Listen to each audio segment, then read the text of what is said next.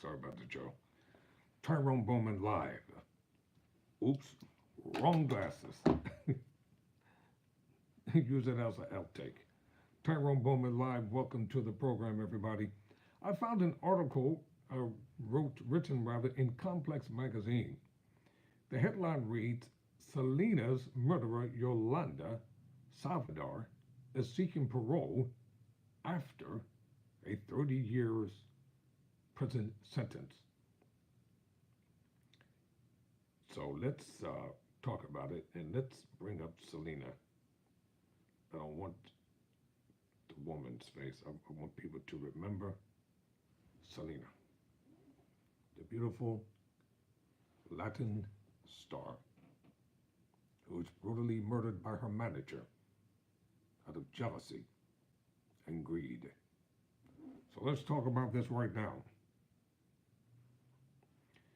Yolanda Salvador, the late Selena Quintanilla Perez,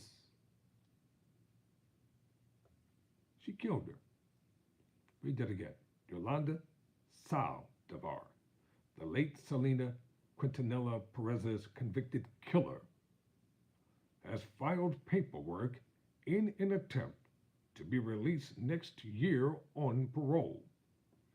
The 64-year-old convict is currently serving a life sentence for the 1995 fatal shooting of the 20-year-old Tejano singer, according to the New York Post.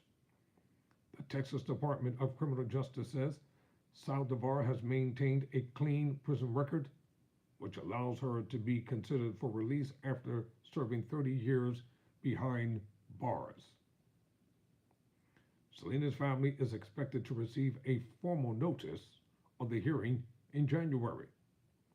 In 1995, Salvador was fired as Selena's fan club president, and the singer's father, Abraham, discovered that she had embezzled $30,000 in fan club fees. Per the Washington Post, Selena agreed to meet with Salvador alone at a Texas hotel to retrieve vital tax documents on March 31. The day she was killed. After the shooting, Salvador retreated to her pickup truck and held police at a standoff for 9.5 hours. During the murder trial, Salvador's attorneys made the argument that shooting Selena was an accident and that she meant to kill herself instead, according to E! News. However, the prosecution revealed that Salvador, a former nurse, did not call 911 or make any attempts to save Selena's life. The revolver used to kill Selena required 11 rounds of pressure to fire. Salvador was found guilty of first-degree murder by a jury in October 1995 and was sentenced to life in prison with option for parole in March 2025. For those of you watching the channel, thank you for tuning in. And would you kindly subscribe to Tyrone Bowman Live? Thank you. Yolanda is currently in protective custody at the Patrick L. O'Donnell unit in Gatesville, Texas, where she remains a polarizing figure. Everyone knows who Yolanda Salvador is, said former inmate Marisol Lopez to the Post, who served alongside her from 2017 to 2022. There's a bounty on her head. Like everyone wants a piece of her. The guards keep her away from everyone else because she's hated so much. If she were out in general population, someone would try to take her down. So she has been in protective custody for 30 years. Everyone was always like, let me have 5 minutes with that bee, said Yanisha Dominguez, another former inmate. Everyone wanted to get justice for Selena. There's a target on her back.